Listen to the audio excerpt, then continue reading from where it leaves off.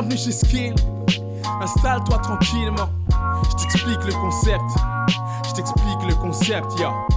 Bienvenue chez Skill, la transmission de savoir habile. On décortique les talents, les gens qui fascinent. En face de moi installé, ce mec taquine. Le ballon rond steak, back la foule s'anime. L'enfance a été mitigée, les injustices ont fait de lui un homme enragé. Engagé dans le succès, sa route est tracée. Assez traîné, le passé est passé. HULK signe son contrat.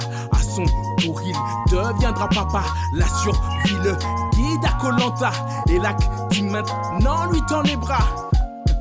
Ladies and gentlemen, laissez-moi vous présenter l'homme que l'on nomme Yannick Zaché. Et sachez, ne pas fâcher, Yannick Zaché. Sachez, ne pas fâcher, Yannick Zaché. Sachez, ne pas fâcher, Yannick Zaché. Sachez, ne pas fâcher. Bienvenue chez Skill.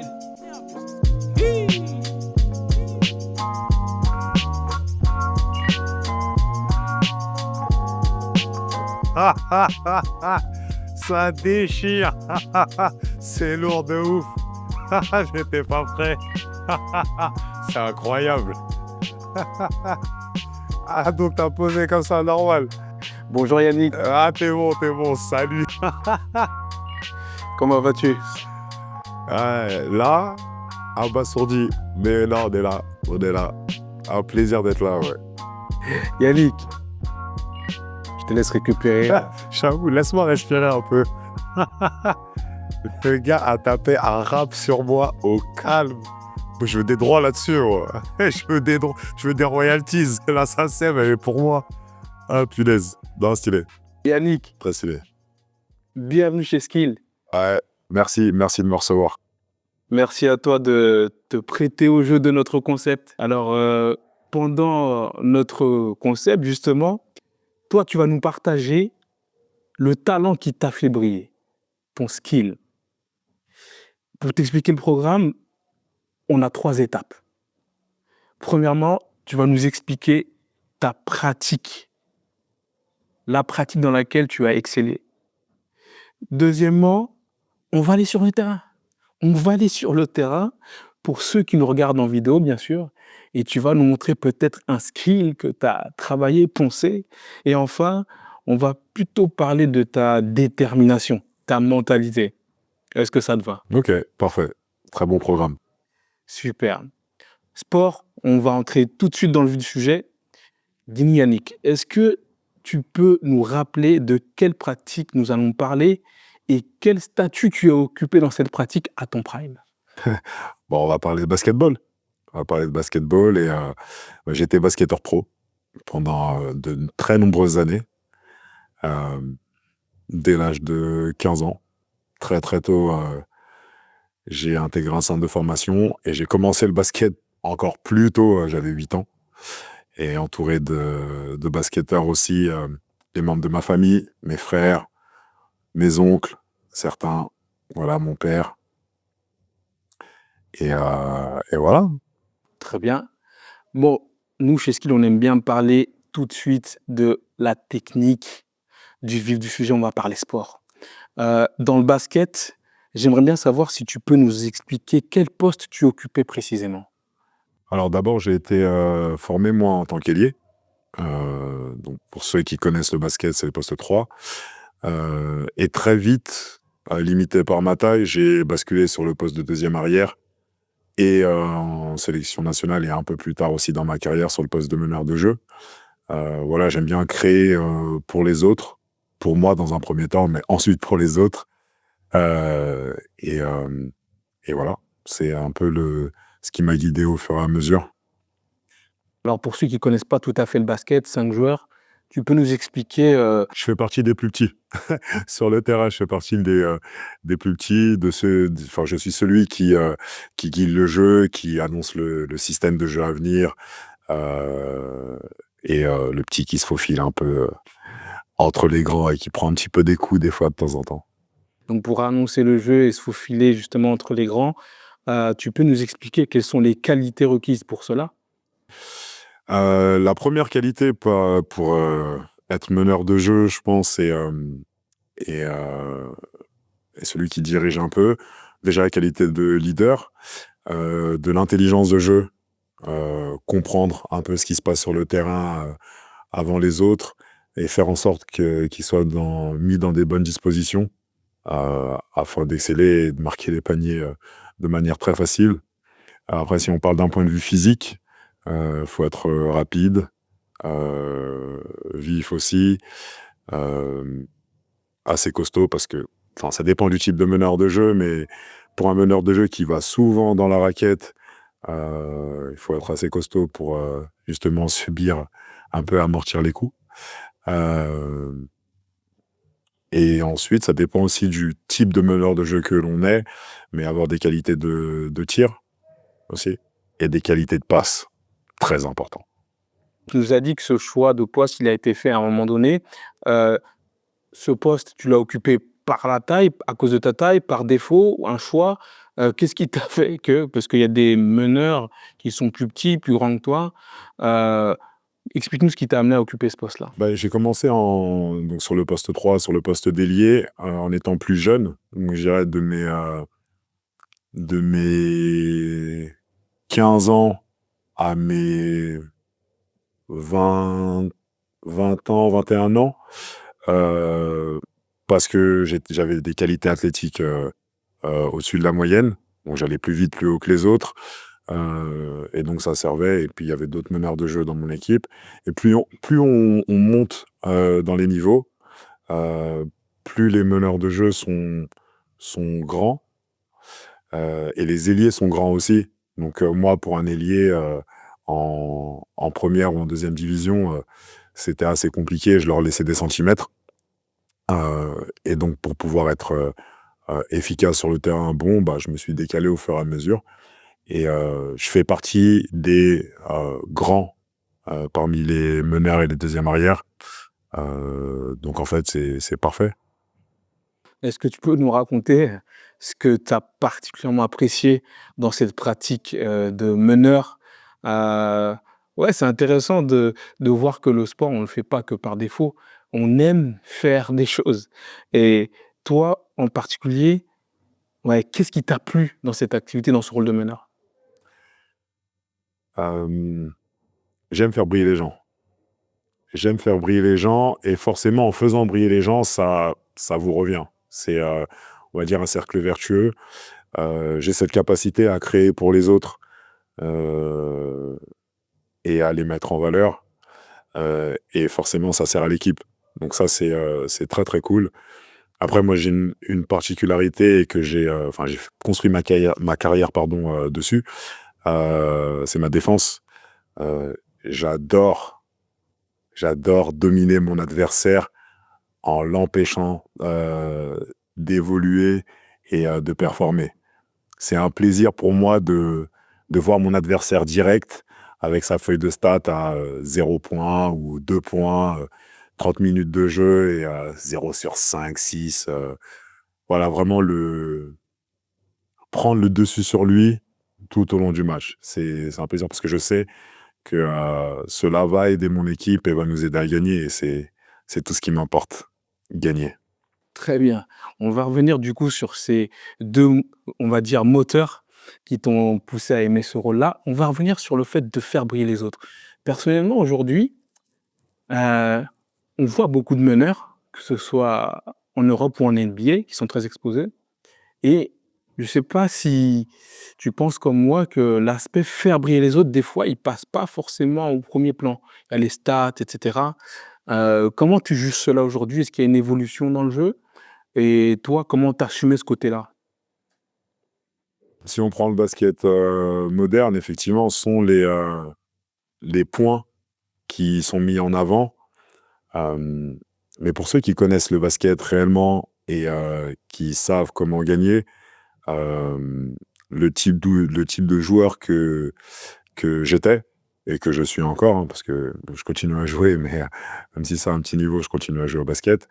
Ce type de joueur-là est indispensable dans un collectif et est essentiel, en tout cas, pour pouvoir gagner, tout simplement. Et pour moi, c'est, on va dire, l'un des éléments les plus importants. Vous pouvez avoir plusieurs scoreurs. et on peut scorer de différentes manières.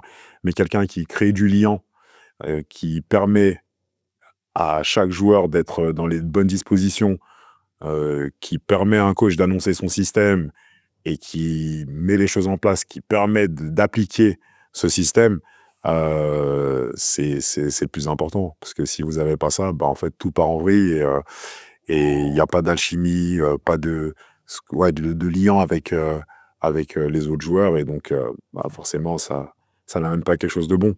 Donc, je pense qu'il y a certains joueurs, en tout cas, dans le basket moderne, qui sont ce type de joueurs. On appelle ça des facilitateurs un peu. Ce qui était Boris Diaw à une époque, vous ne voyez pas forcément dans les stats, mais il va vous mettre 6-10 points, il va vous prendre 8 rebonds et il va vous faire 7 passes décisives, et vous allez dire « Oh, incroyable !» Et il a eu un impact dans le jeu qui est juste fou, à une échelle encore plus haute, LeBron James. C'est un scoreur, mais vous le voyez dans toutes les catégories statistiques. Vous voyez très bien que Donc, attends, excuse-moi, Team LeBron, c'est ça? moi, clairement, Team LeBron par rapport à son intelligence de jeu et son impact. Après, ça dépend. Dans l'ère de maintenant, oui, Team LeBron. Dans notre époque, on va dire, je suis Team Allen Iverson. D'accord, Ouais. d'accord, très intéressant. Je ne me prononcerai pas sur ce débat-là. Toute la lumière est sur toi. Mais bon, no comment. Justement, sur le fait de faire briller les autres, on va essayer de se remémorer. Je te propose de te remémorer justement un moment où tu étais en match. Ok. Si tu arrives à revenir un peu dans ces sensations-là, est-ce que tu peux nous raconter, typiquement pour quelqu'un qui ne fait pas de basket, qu'est-ce que tu as ressenti au niveau sensation corporelle, d'accord, dans l'effort? Qu'est-ce qu'on ressent lorsque le match commence? Ok, il y a un système à annoncer. Tu sens que tu as le poids de l'équipe sur les épaules et que tout d'un coup, tu as l'opportunité de faire briller quelqu'un. Est-ce que tu peux nous expliquer la sensation, les sensations, comme si on était là dans ta tête? Raconte-nous au plus près de l'expérience. Alors, tu parles au tout début du match, enfin, avant le match, avant que le match commence. Une action lambda, Une une action action lambda. lambda où tu es amené justement à diriger, à faire briller quelqu'un, mais dans la peau du meneur, qu'est-ce qui se passe dans ton corps, dans ta tête, dans tes sensations? Personnellement, lorsque je suis dans un match, alors je suis obligé de passer par le avant, parce qu'il y a toute une préparation. Je vous enlève toute la préparation avant d'arriver au gymnase, etc. Mais quelques minutes avant le match, en fait, je suis très, très excité. C'est ce qu'on appelle ce qu'on appelle du stress, mais c'est pas du stress, c'est vraiment de l'excitation pure avant que le match débute. Et une fois que l'arbitre lance la balle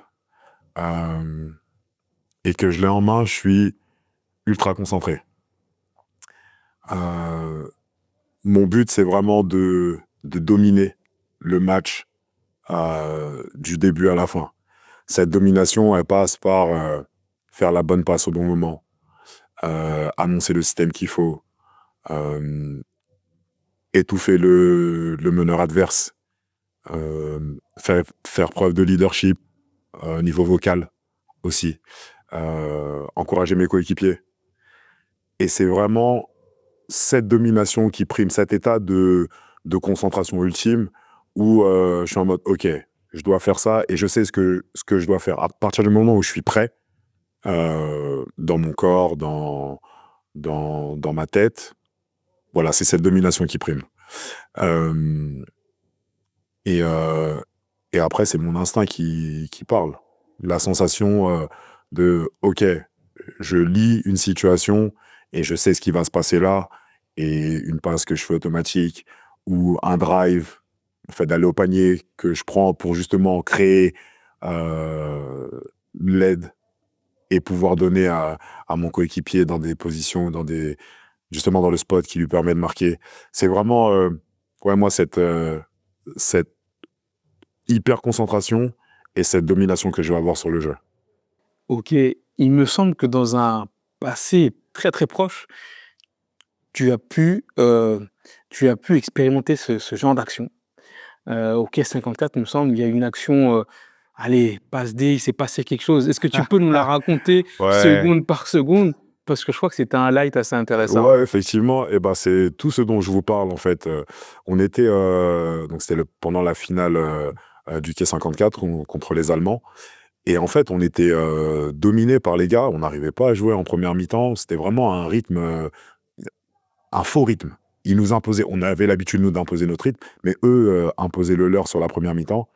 Et en fait, sur la deuxième, on a commencé justement à se réveiller. Et moi, j'aime montrer. Euh, J'aime être leader aussi par l'exemple. Il y a le côté vocal, mais les actes parlent plus. Et, euh, et pour moi, le meilleur moyen de pouvoir montrer cet exemple, c'est de défendre et défendre fort. Donc en fait, j'ai mis une très grosse pression au meneur adverse et je lui ai piqué le ballon. Et au milieu du terrain, donc clairement, il y avait peut-être un joueur qui revenait en défense. Et là, en fait, je pars en contre-attaque et je me dis, bah, vas-y, je vais aller exploser un gros dunk. En plus, la salle, c'était un K54 fermé, donc ça allait résonner de fou. Et donc, je vois un défenseur qui arrive et je me dis, je vais lui monter sur la tête. Et sur ma gauche, j'entends Yannick, Yannick. Et en fait, là, c'est Alan Dokossi, donc qui joue à la JD à Dijon, qui m'appelait. Et il était sur mon côté gauche. Alan est gaucher. Et en fait, là, je fixe mon joueur et je le regarde pas et je lui envoie la balle. Et il monte. Et il explose le ballon dans le cercle. Et le défenseur avec. Une grosse match sur sa tête. Et une adrénaline de fou, en fait. Et à partir de ce moment-là, enfin, ça a été l'une des actions, en fait, qui nous a clairement dit, bah, en fait, ça y est, c'était cuit, on allait gagner le tournoi, tout simplement. Et ouais, c'est vraiment symbolique sur cette domination-là. Défense, t'arrêtes, tu pars en contre-attaque, tu mets l'autre en valeur, et il envoie une action de feu. Donc, ouais, de la bombe. Ça m'intéresse quand tu parles d'adrénaline. Tu peux nous préciser un peu, physiquement parlant, tu ressens quoi à ce moment-là? Quand tu interceptes et que tu vois l'opportunité, qu'est-ce qui se passe? Tu ressens quoi? Bah là, c'est du focus, c'est de la détermination. Clairement, c'est de me dire, ça fait longtemps que j'ai pas envoyé un petit pétard dans le cercle, là. Donc, je me dis, je vais aller me faire plaisir. Et en voyant le défenseur arriver, je me suis dit que c'est clairement ce que j'allais faire. Euh, mais l'autre animal, là, c'est un avion de chasse. Et je me suis dit, je me pose pas de questions. Ne look pas, ça va être très cool. C'est plus quand il a envoyé le pétard que là, il y a cette montée de dire, ah, mon gars, bah, t'es chaud, c'est parti. Et ouais, non, c'était cool. C'était vraiment très cool. Excellent. Euh, Yannick, on va plus parler maintenant peut-être de ce que c'est d'être un joueur professionnel parce que peu de gens arrivent à voir un petit peu concrètement une journée. Nous, on voit souvent le résultat fini, hein, les matchs, les photos, etc. Mais est-ce que tu peux nous expliquer concrètement c'est quoi une journée d'un sportif professionnel? En tout cas, quelle était ta journée type à toi? Une journée lambda, on va dire entraînement sans match, hein. Alors moi, c'était une journée particulière, mais qu'on aime. Euh, donc je me réveille le matin, au réveil musculaire très tranquille. C'est une habitude que j'ai prise justement au fur et à mesure des années, parce que ça me permettait en fait d'habiter mon corps et d'être prêt pour la journée d'entraînement. Donc réveil musculaire, je mange, important aussi. J'aimais bien voilà, être prêt à avoir assez d'énergie. Excuse-moi, tu parles de réveil musculaire, mais concrètement, c'est quoi un réveil Donc un musculaire? réveil musculaire, pour moi, c'est je me réveille, je m'étire. Vraiment, c'est étirement de tous les membres parce que bah, je suis resté 6-7 heures immobile. Et donc là, voilà, c'est histoire de réveiller son corps, comme j'ai dit, et de l'habiter, routine un peu de mobilité, réveiller les hanches, tout activer. J'ai pris cette habitude de méditer aussi. Euh, Pareil, c'est me refocus un peu sur moi et également être, on va dire, alerte à tout mon environnement et à être apaisé. Moi, j'ai un tempérament assez explosif que j'ai réussi je vais pas dire à canaliser, mais vraiment à à gérer, à manager au fur et à mesure des années et à contrôler. Voilà. Et la méditation m'a aidé à le faire. Donc, ça, très cool. Petit déjeuner et derrière, c'est séance de musculation. Parce que bah, forcément, le basket de haut niveau est exigeant d'un point de vue physique. Très, très exigeant. Et pour pouvoir répéter les efforts à haute intensité, il faut physiquement être prêt. Et donc, ça passe par vraiment sculpter son corps et le préparer à justement tous ces impacts, à toutes ces courses, à tous ces déplacements. Voilà, donc séance de muscu. Derrière, ça suivait d'une séance de tir pour pouvoir justement garder le même geste, la même gestuelle et une certaine routine. On rentre à la maison, le déjeuner, assez light. Moi, à l'époque, je regardais la série. Il y en a qui vont rigoler, mais je regardais Les Feux de l'amour. J'adore Les Feux de l'amour, trop bien. Sieste, et ensuite rebelote pour l'entraînement collectif. Donc entraînement collectif avec le groupe en fonction du début de semaine ou de la fin de semaine, préparation du match. Et la demi-heure, le 3/4 d'heure en plus, du travail en plus justement, parce que bah forcément vous avez l'entraînement collectif, mais pour performer, il faut individuellement être fort. Et pour être individuellement fort, il faut se préparer à ça. Et donc, bah forcément, il y a du travail en plus à faire. Donc, séance de tir, dribble, répétition de notre geste signature aussi. T'avais un geste signature, toi? Ouais, j'avais un geste signature, ouais. Il y a des tirs que j'aime bien prendre encore maintenant, et c'est la répétition de ce geste-là qui me permet d'être bah, aussi confiant et à l'aise. Donc voilà. Et retour à la maison, dîner et détente derrière, quoi. Excellent. Tu nous as parlé de ta valeur travail,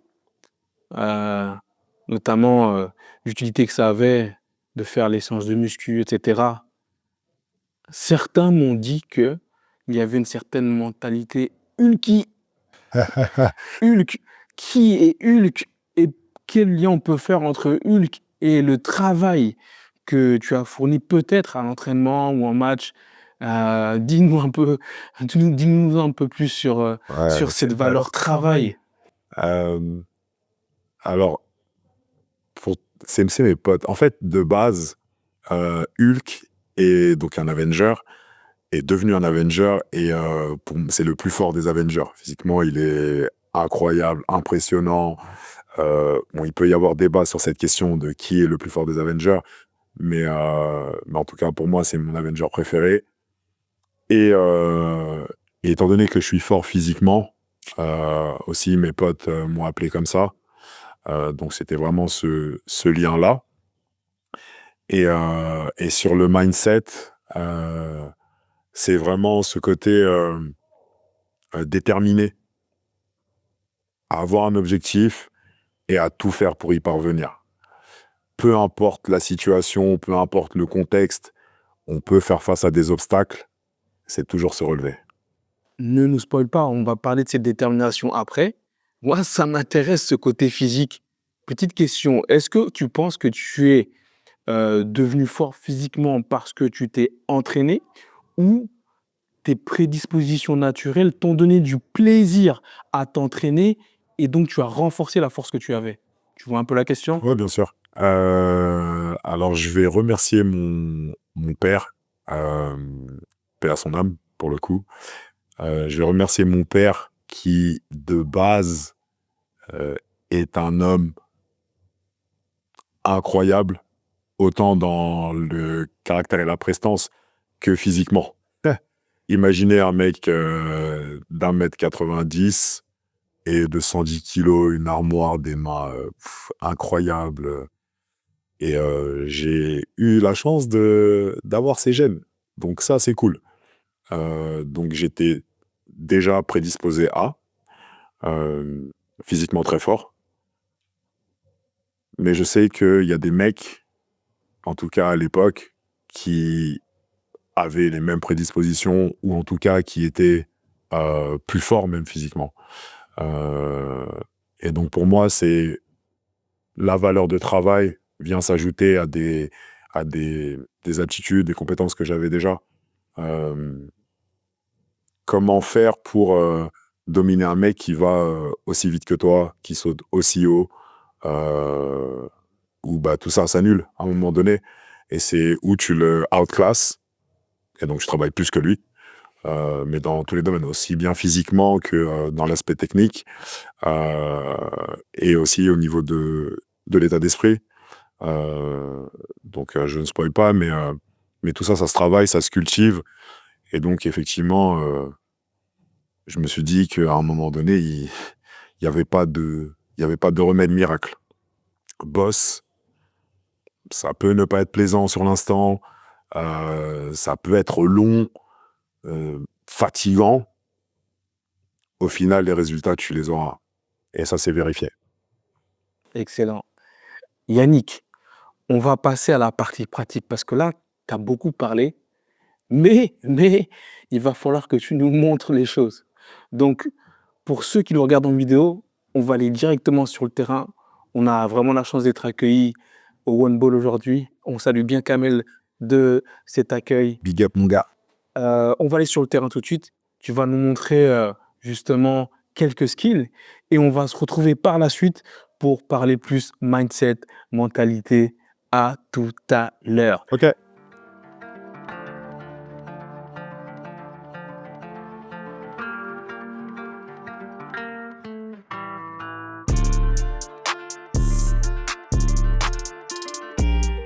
Salut Yannick. Salut, mon gars. Bon, on se retrouve sur le terrain pour cette session plutôt pratique. Moi, j'aimerais bien que tu puisses nous expliquer l'un de tes moves préférés. Est-ce qu'il y a un move, un geste que tu as particulièrement poncé dans ta carrière? Montre-nous. Tu me demandes de dévoiler mes secrets, là. Ok, ouais, effectivement, il y a un move en particulier que j'ai travaillé, que j'ai copié déjà chez l'un de mes grands frères. Donc l'un de mes grands frères sont basketteurs. Et celui qui est juste avant moi avait un move qui faisait et que je me suis approprié et que j'ai amélioré en plus. Et ce move-là, je l'appelle, il l'a appelé, donc j'ai repris l'appellation, le cross invisible. Imaginons que vous ayez votre défenseur ici, c'est move, hésitation et départ. Ou dribble et cross derrière. Ou dribble et départ. C'est d'abord dribble, hésitation ou le pas d'appui. Et c'est vraiment de la réaction face au défenseur en fait. Si le défenseur oriente ou est trop proche de vous, vous avez la possibilité de le battre sur son épaule ou sur sa hanche. Si le défenseur est loin, ou en tout cas qu'il réagit ou qu'il anticipe votre départ, vous avez la possibilité de ramener. Ok, ramener sur un cross simple. Donc c'est dribble, là, ou là, ou là. Normalement, un cross en fait, cross de base, c'est on est là face au défenseur et c'est un cross qui va se voir. Là, l'invisible, c'est le fait que vous ne sachiez pas, le défenseur ne sait pas en fait ce que je vais faire. C'est pas visible. Là, là et boum. Boum. Et là, jamais. Dribble. Et je repars derrière. Là, boum, cross derrière. Apparemment, tu étais un grand défenseur. Est-ce que tu as un move à nous montrer que tu as poncé en défense? Effectivement, je suis donc réputé pour ma défense. On m'a donné de l'argent littéralement pour que j'arrête les meilleurs attaquants adverses. Là, ce que je vais vous montrer, c'est la pression sur porteur. Admettons qu'on est sur la zone à 3 points et l'attaquant arrive sur un jeu placé très cool, très calme. Donc, premier appui, vous allez déjà jauger vraiment le bassin et cadrer ses appuis. Et derrière, en fait, vous allez avoir justement tout ce qui est main active pour le forcer à être un peu plus attentif sur son dribble et éviter justement de perdre la balle.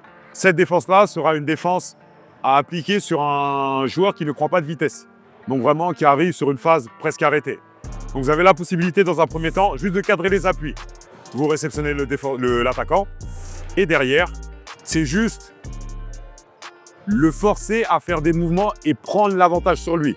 Donc admettons que j'ai une main active sur le ballon, le défenseur face à moi, main active, il va avoir ce dribble de recul. S'il n'a pas ce dribble de recul, je prends la balle.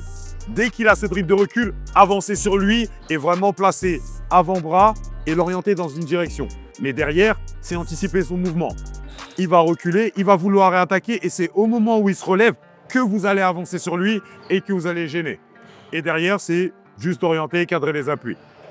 Voilà. Mais vraiment, c'est, pour moi, cette pression-là, une question d'anticipation dans un premier temps et de faire ce que vous souhaitez à l'attaquant.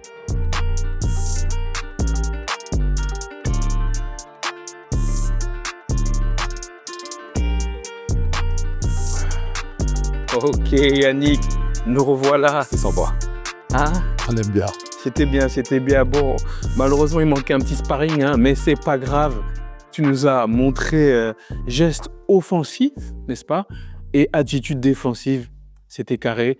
Je pense que les futurs skillers vont pouvoir faire des pressions hautes, n'est-ce pas? Yannick, on va passer à la deuxième partie. On va parler plus état d'esprit, détermination. Moi, j'ai l'impression que pour en arriver là, tu as beaucoup travaillé. Quelles ont été les ressources mentales qu'il t'a fallu mettre en œuvre pour cela? Si on parle d'un point de vue purement basket, je me suis énormément servi des personnes qui sont, et en tout cas étaient proches de moi, notamment ma mère, qui est ce qu'on appelle une charbonneuse. Elle travaille énormément, ne se plaint pas et délivre. Il y a un taf qui doit être fait, je dois passer par là, je fais ce qu'il faut, quoi qu'il arrive, c'est le résultat qui compte. Et donc cet état d'esprit, j'ai eu la chance pendant des années de vivre de ma passion, d'un truc que j'aimais et qui n'est pas donné à tout le monde. Et en fait, tu te plains pas, mais tu as une compétence, en tout cas tu développes une compétence, tu fais tout pour exceller dans ça. Et ça passe par une détermination sans faille. Donc, Je te coupe. Tu me parles d'une inspiration de ta maman. Donc, autant tu nous as parlé tout à l'heure de ton papa, il t'a légué des aptitudes physiques. Et là, maintenant, tu nous parles d'une détermination que t'a légué ta mère. Ça t'a vraiment aidé à aller jusqu'au bout, c'est ça? ouais, c'est clair. Concrètement, quelles attitudes tu as vues chez elle Mais en fait, qui t'ont inspiré? si vous voulez, quand on est plus jeune, en tout cas pour ma part, on fait face à énormément d'adversité, de la concurrence. Vous quittez le nid familial très tôt. Donc quand vous vous retrouvez dans un environnement, je ne vais pas dire, l'environnement n'était pas défavorable, mais inconnu. Vous devez, quoi qu'il arrive, faire preuve d'une certaine résilience et de ressources mentales parce que je n'avais plus les mêmes repères du tout. Et quand justement je repensais à ma mère et tout ce qu'elle a fait, tout ce qu'elle continue à faire en plus, je me suis tout simplement dit que c'était le moteur parfait. Et de mettre cette abnégation, cette volonté de réussir dans le travail pour performer, voilà, il n'y avait pas d'autre, en tout cas pour moi, d'autre choix que de mettre ça en place pour pouvoir réussir et atteindre mes objectifs. Donc, ouais. Dis-moi, tu dis que ta mère charbonnait, comme tu l'as dit. Est-ce que je présume que le fait de l'avoir autant charbonné a pu être une motivation pour qu'elle puisse arrêter le charbon? Ouais, c'est un moteur incroyable. Encore dans ce que je fais maintenant, mon but, c'est qu'elle puisse se reposer et profiter du reste de sa vie sans souci et en étant tranquille parce que c'est trop et j'ai en tout cas la possibilité de mettre les choses en place pour le faire et pour pouvoir atteindre cet objectif de, de la laisser se reposer un peu parce qu'elle a énormément donné, que ce soit pour moi ou pour mes frères et sœurs. Et, et à un moment donné, ça y est, ça suffit.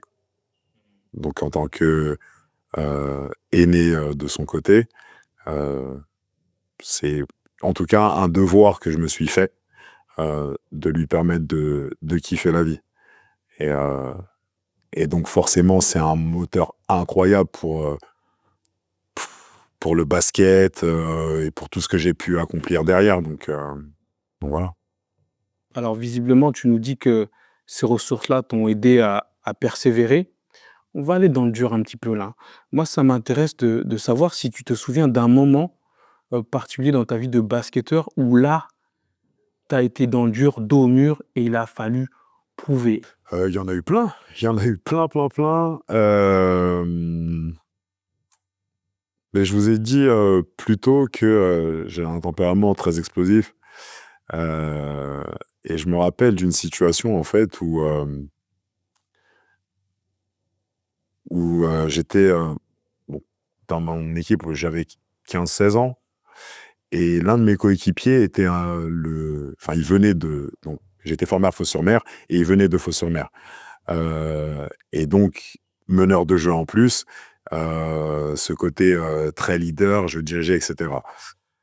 Sauf que forcément, bah, moi, étant aussi leader naturel, des fois, il y avait friction. Et venant de la région parisienne, étant un peu plus jeune, enfin en tout cas, je voulais montrer que j'avais ma place ici et en fait, que j'étais meilleur que mes coéquipiers. Sans penser à je suis bon, je suis leader pour montrer la voie. C'était plus, vous voyez la différence entre un leader et un patron, où le patron se pose et délègue, dit aux gens faites ceci, faites cela, et un leader, lui, prend les devants et amène tout le monde dans son sillage. Et, et au départ, ouais, c'était pour moi en tout cas juste ce truc, je veux prouver que je suis le meilleur et je leur montrerai que je suis le meilleur. Et donc il y a eu une friction avec mon coéquipier euh, qui a presque amené à mon exclusion de l'équipe. Et à un moment donné, donc mon entraîneur de l'époque, Rémi Juta, nous a tout simplement convoqués et il nous a assis et il nous a dit vous êtes les mêmes. Vous êtes pareils, vous voulez exactement la même chose, vous venez de régions différentes, certes, vous n'avez pas grandi de la même manière, mais vous avez un but commun et un tempérament qui est commun. Donc maintenant, c'est à vous de choisir si vous voulez le mettre au profit de l'équipe et faire avancer tout le monde, le groupe, ou si vous voulez rester sur vos positions, et en fait, toi, tu vas rentrer à Paris et toi, tu vas rester dans ta maison à Fos, mais en tout cas, tu joueras plus au basket ici. Et je me suis rappelé les paroles de mon beau-père qui ont été assez dures, où il m'a dit mais de toute façon, tu n'arriveras à rien, t'es un délinquant en puissance, euh, et tu vas te faire virer dans les mois qui arrivent. Et ça a fait écho, et je me suis dit, mais déjà, je peux pas lui donner raison à lui, hors de question, et mais qu'est-ce que tu veux? On te met dans les conditions pour réussir, c'est ce que tu as toujours voulu. Est-ce que tu vas gâcher ça? Et là, il y a eu un switch. Et derrière, j'ai embrassé la- le rôle de leader qui était le mien. Et on a amené, avec ce coéquipier-là, je le cite, Hakim Koulibaly, mon gars, on a amené l'équipe dans notre sillage et on a fait ce qu'il fallait, quoi. J'aime beaucoup le fait que tu parles du rôle de l'entraîneur, qui a été pour le coup, je trouve assez clairvoyant. Euh, donc j'entends que ton père a été une ressource, ta mère aussi, et visiblement, il y a eu quelques entraîneurs, dont celui-là, qui ont pu jouer un rôle positif dans l'aspect travail mental. c'est ça? Ouais, c'est exactement ça. Pour ne pas le citer, Rémi Juita, qui est l'actuel coach de l'équipe de Fos-sur-Mer, euh, qui m'a, qui avait aussi un rôle de grand frère. Euh, le fait de me faire venir dans une région que je ne connaissais pas du tout, c'est la première fois que je partais très loin de chez moi. Euh, je devais apprendre de nouveaux codes et lui a été vraiment ce grand frère qui m'a accueilli, qui a fait en sorte de me mettre à l'aise pour que je puisse performer, nous mettre dans des bonnes conditions pour qu'on puisse devenir des basketteurs accomplis, mais également des hommes accomplis. Alors, tu nous as parlé d'un moment qui était charnière où tu as été un peu dos au mur. On va aller encore plus profond. Euh, le sport, c'est une histoire de victoire, c'est une histoire de défaite. Est-ce que tu peux nous partager peut-être la plus grosse de tes défaites dans ton parcours de basketteur? Ouais, et celle-là, j'y repenserai toute ma vie.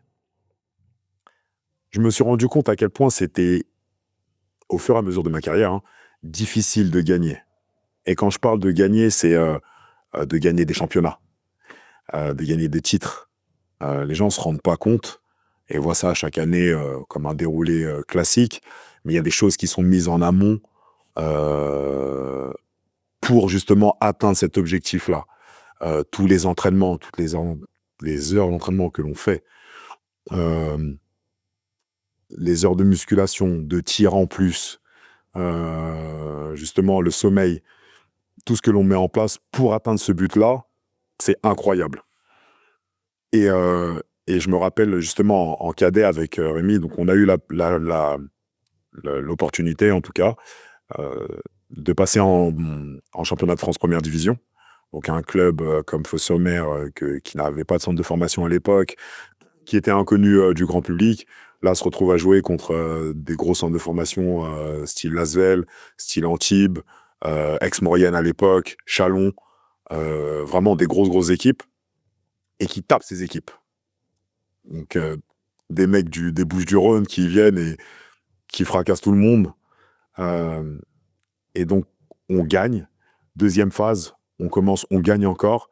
Et en fait, on a eu un match bascule où si on gagnait ce match-là, on était sûr de partir au Final Four championnat de France. Donc, championnat de France, toute la France, 4 meilleures équipes pour être champion de France. Et c'était un événement un peu dans la région. Donc, j'avais la chance d'avoir tous mes coéquipiers, quasiment 90% de mes coéquipiers, dans le même lycée que moi. Et donc, en fait, là, il y a eu tout le lycée qui est venu dans une petite salle, ça résonnait de fou, c'était notre chaudron. Donc, en 2 ans, on n'avait perdu qu'un seul match. Je sais pas si vous imaginez la perf. On nous tapait pas chez nous. C'était impossible. Et là, nos matchs. Non seulement on perd le match, mais en plus on perd le goal average. Donc, c'est-à-dire que l'avantage qu'on avait pris, donc à l'époque, c'était Hier-Toulon, qui était aussi un grand centre de formation. L'avantage qu'on avait pris chez eux, on a réussi à le perdre chez nous. Et en fait, là, c'était la douche froide parce que ça nous mettait tout le travail accompli et fourni avant est parti en 40 minutes.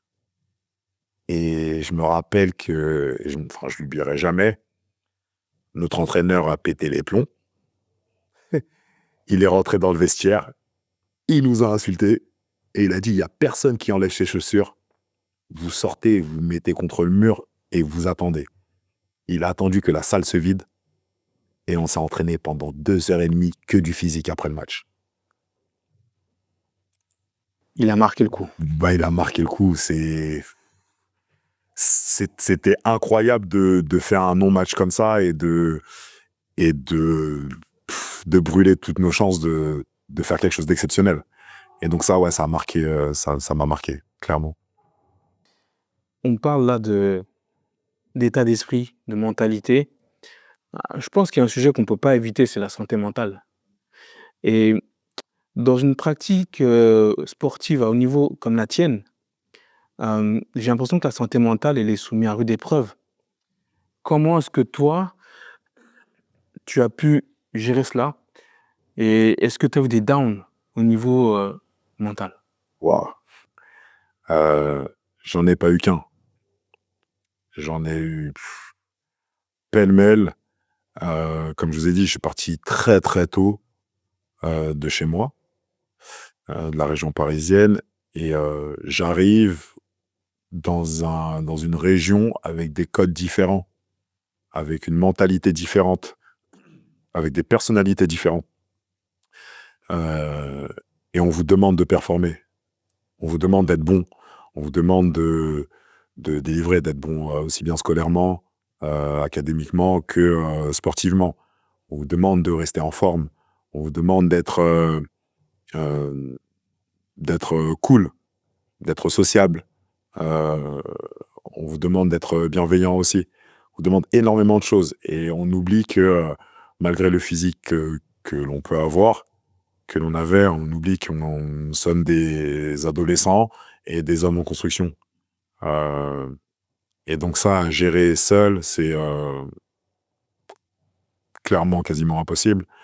Donc j'ai eu la chance d'être suivi par une thérapeute, par une psychologue, Alexandra et heu et en fait, elle m'a aidé tout au long de mes années en centre de formation.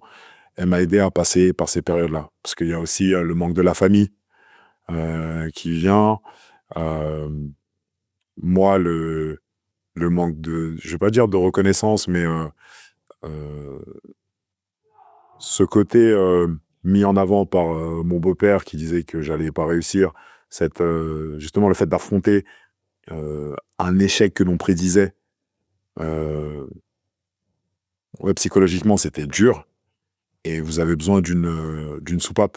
Vous avez besoin de pouvoir, verbaliser ça et de déconstruire ce truc-là, de dire, C'est très fort ce que tu dis, excuse-moi, je te coupe, mais je pense que c'est important d'expliquer ce que l'on peut ressentir concrètement lorsque on est en pression mentale, on va dire. Tout comme tu nous as expliqué les sensations que tu as eues tout à l'heure dans tes actions fabuleuses. Est-ce que tu te souviens des symptômes que tu as eus lorsque tu étais en détresse mentale? Des symptômes peut-être physiologiques, des symptômes, voilà. Qu'est-ce qui t'a montré que: «Ouh là, je suis dans mauvais coton»? hem, mouais, ça alors, je sais que face à ce genre d'adversité, j'avais tendance à répondre, de manière assez violente, notamment, la violence verbale, où j'envoyais, excusez-moi du terme, mais j'envoyais chier tout le monde, où je pouvais, très vite, monter dans les tours avec, que ce soit mes coéquipiers ou les gens qui m'entouraient. S'il y avait un mot qui était dit de travers, où je rentrais directement dans le conflit. Et pour moi, le conflit, il se réglait, d'abord par les insultes et ensuite par les poings.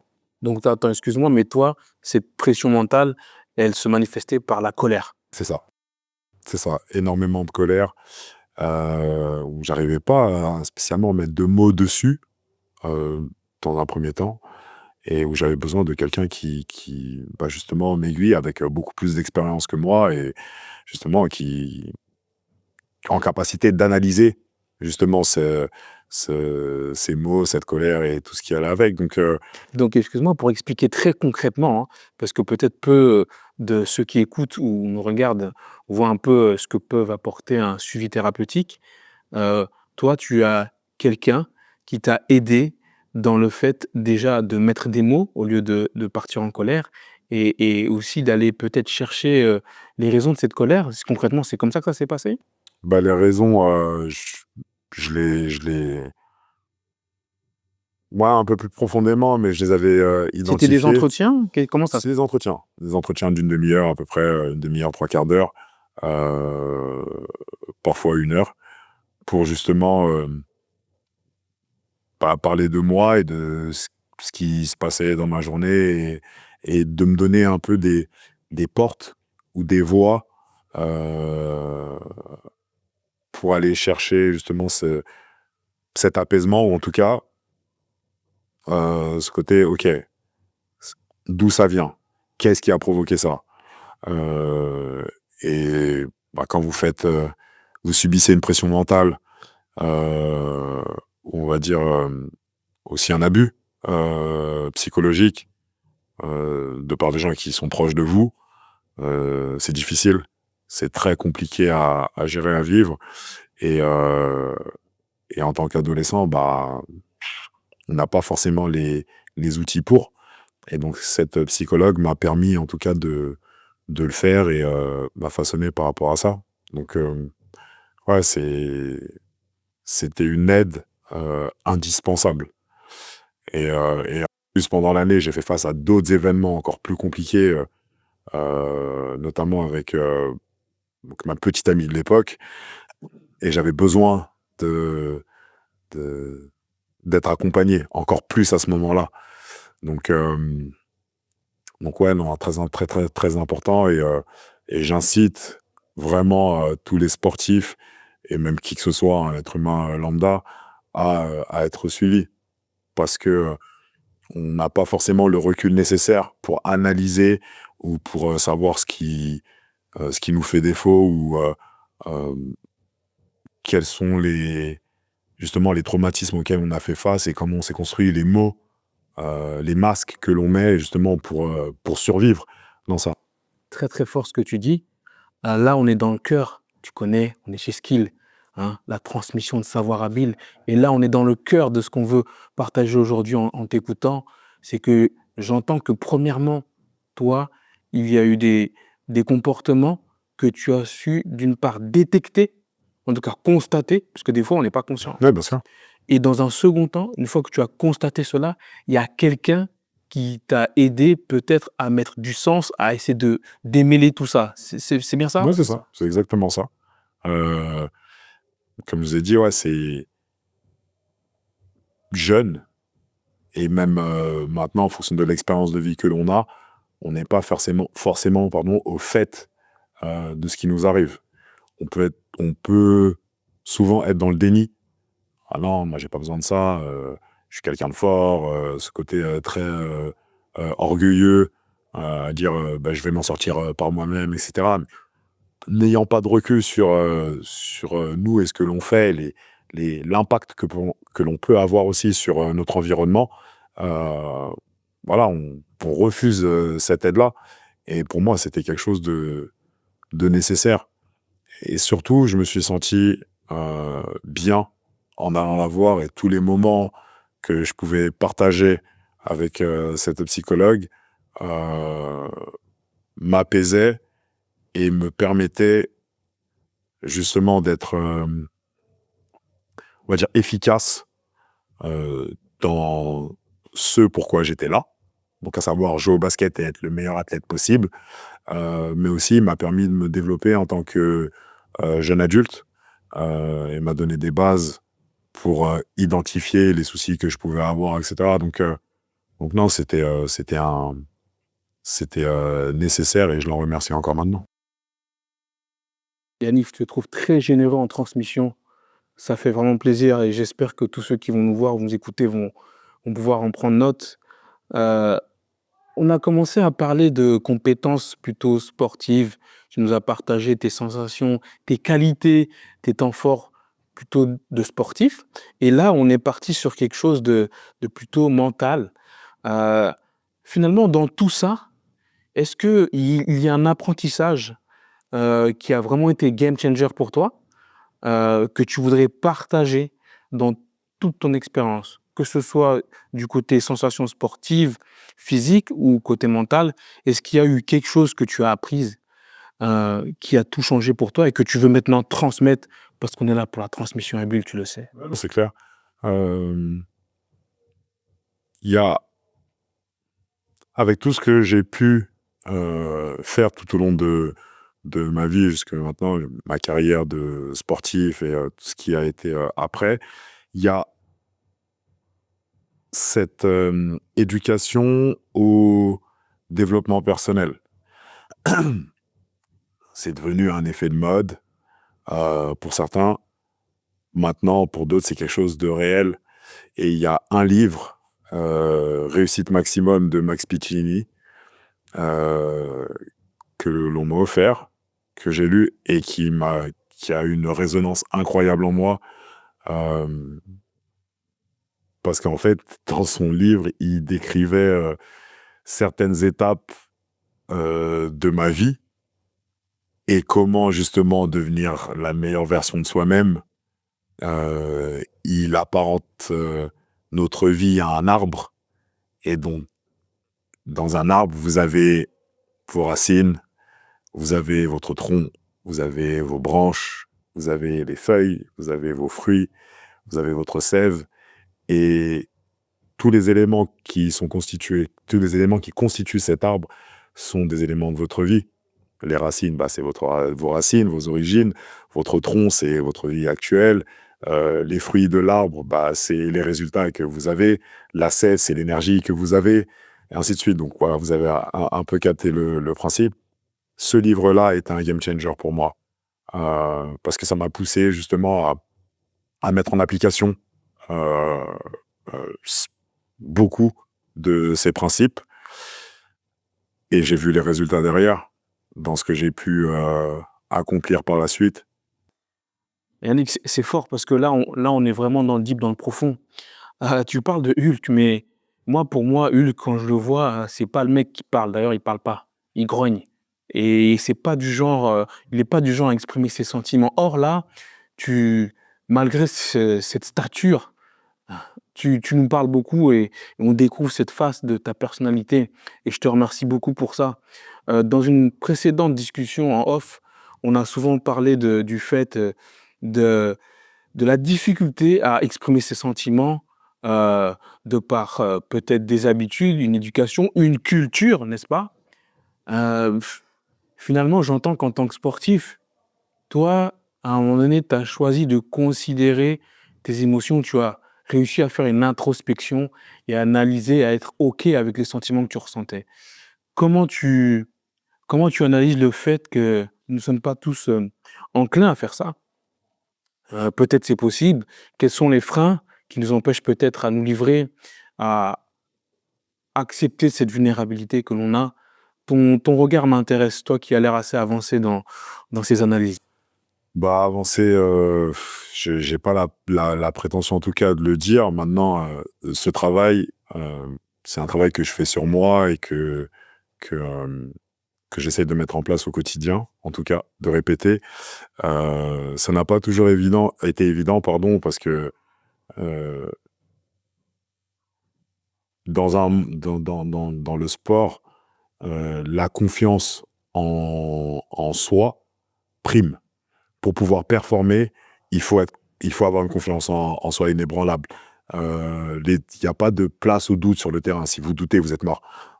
Si vous doutez, vous ratez. Si vous doutez, vous le montrez, vous le transmettez à vos coéquipiers. Et forcément, je parle d'un sport collectif, donc le basket là, vous le transmettez à vos coéquipiers et ça peut avoir un impact dévastateur sur votre équipe. J'en ai fait l'expérience d'ailleurs il y a un mois lors d'un match où justement j'avais le contrôle du match, et à un moment donné, je perds 3 ballons de suite, le momentum change, et ça a un impact sur mon équipe et on perd. Donc vraiment, il n'y a pas de place au doute dans ces situations-là. Donc on crée des masques, et ces masques-là nous permettent de survivre dans nos sociétés, dans certains domaines de vie. Mais est-ce que ces masques-là sont notre honnêteté? Tu parlais de vulnérabilité, et justement, dans la discussion qu'on a eue en off, la vulnérabilité, c'est justement le fait d'être vu par les autres tel que l'on est, réellement. Et c'est d'accepter ça. Et clairement, pour moi, comme j'ai dit, c'est un travail que je fais au quotidien. J'ai développé là maintenant d'autres compétences, d'autres choses que je fais à côté, et qui m'aident justement dans ce travail-là d'honnêteté, d'ouverture. C'est vrai que culturellement, on n'a pas... donc moi, mes parents sont centrafricains, et dans la culture africaine, quelque pays que ce soit, on n'a pas, en tout cas les générations précédentes, n'avaient pas cette habitude de témoigner on va dire verbalement, l'amour qu'ils portaient à leurs enfants ou à leurs proches. C'est quelque chose qui change maintenant. On fait en sorte de se déconstruire, mais on a grandi avec ce modèle-là.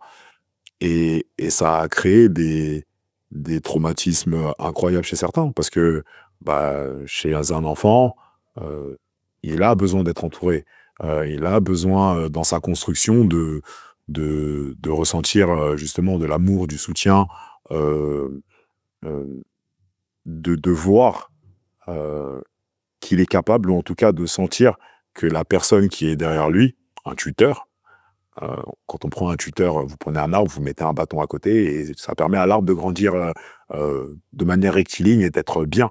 Et c'est ce que nous sommes pour, euh, pour nos enfants, pour les générations qui arrivent. Et c'est important justement de leur, de leur témoigner ça et de les aider dans ce chemin-là. Euh, et ouais, non, clairement, c'est des compétences que, en tout cas, que je continue à apprendre, que j'ai apprises, que je continue à apprendre et à développer, et c'est important. C'est intéressant ce que tu dis sur ces masques qui sont mis en place parce que on veut pas laisser place à la faiblesse. Euh, Ce que l'on pense être une faiblesse. voilà, mais pour toi, finalement, en quoi l'acceptation de la faiblesse peut être un moteur pour la réussite à venir? Alors, je dirais l'acceptation de la vulnérabilité. Et c'est, encore une fois, j'insiste sur cet aspect-là. La vulnérabilité n'est pas une faiblesse. Euh, le monde et la société dans laquelle nous sommes, en tout cas, le montre de cette manière-là. Mais la vulnérabilité n'est pas une faiblesse, Alors justement. attends, excuse-moi, pardon, je vais remplacer le mot faiblesse par échec. Ouais, Ok. ok. Et c'est ça que je voulais aborder. En quoi finalement l'acceptation d'un échec qui peut nous amener à être vulnérable ou pas, hein, c'est un choix, peut être un facteur de réussite. Ah, pour ça, c'est ma mentalité, hein. On fait tous face à des échecs plus ou moins gros. Euh, dans le sport, euh, notamment le basketball, c'est un sport d'échecs. On rate plus que ce que l'on met en réussit. On prend beaucoup de shoots, on rate énormément de shoots, on perd des ballons, on perd des matchs. Enfin, on fait face à l'échec constamment. Maintenant, c'est la réponse à cet échec. Qu'est-ce que l'on va faire de cet échec? Est-ce que je vais justement me servir de cet échec, d'apprendre, ou en tout cas d'analyser pour ce qui m'a fait perdre, comment j'ai perdu, et de ne pas reproduire ces erreurs-là, et justement de faire autrement pour aller vers la victoire, ou aller vers le succès. C'est dans mon état d'esprit, déjà, je ne perds pas. Ça vient pas de moi, hein. Mais on ne perd pas, soit je gagne, soit j'apprends. C'est aussi simple que ça. Un échec, pour moi, est une leçon. Je prends. J'apprends. Ah, ok, là, j'ai pas réussi ça. Pourquoi je l'ai pas réussi? Ok, parce qu'il y a eu ça, ça, ça, ça, ça. Très bien. Bah ça, je le gomme. Normalement, si je le gomme, ça doit amener vers la victoire ou vers un succès. Je gomme ça, je gagne pas encore à ce moment-là. Ok, pourquoi? Et c'est d'autres facteurs qui, potentiellement, sont mis en avant et qui disent, ok, ben en fait, il y a eu ça, ça, ça encore qui a été fait, et c'est ce qui a fait que tu n'as pas réussi. Ok, je l'enlève. Et au fur et à mesure, imaginez, voilà, pensez à un diamant. Un diamant brut, bah, c'est sous la pression qu'un diamant devient un diamant. Et donc, c'est exercer cette pression au fur et à mesure, ou en tout cas polir au fur et à mesure pour arriver à la version finale, et ce truc de, ok, là, tu as délivré ce qu'il fallait, ou tu as fait ce qu'il fallait mais tu t'es servi de tous les setbacks que tu as eu avant, tous les moments de doute auxquels tu as fait face, et qui t'ont permis justement d'être meilleur et d'arriver là où tu veux aller.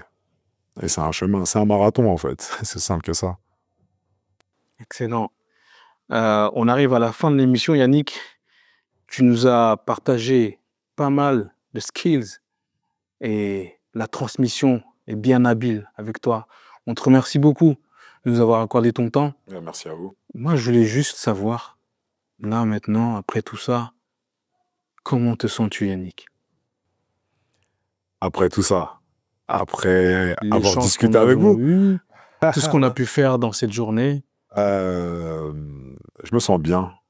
Je me sens vraiment bien et je suis, je suis content de savoir que certains, et je l'espère en tout cas, certaines personnes qui vont regarder cet épisode seront inspirées, en tout cas, et verront que, en fait, tout est possible. Et peu importe les moments que l'on traverse dans nos vies, on a cette possibilité de rebondir. C'est, voilà, tombe 7 fois et relève-toi 8 fois. Et au fur et à mesure, ça va nous amener à être et à devenir quelqu'un de fort, confiant, empathique, altruiste et amené vers du bon. Donc, non, très très bien et ravi d'avoir pu échanger avec vous en tout cas. L'émission est terminée. Merci à ceux qui nous ont écoutés. J'espère que t'as bien savouré. C'était Skill, la transmission de savoir habile. Ta mission partagée, pour ça c'est facile. On se capte une prochaine fois. Ne sois pas volatile, abonne-toi, reste aux aguets et check ton mobile. J'ai dit check ton mobile. Ok, check ton mobile, yeah. C'était Skill, la transmission de savoir habile.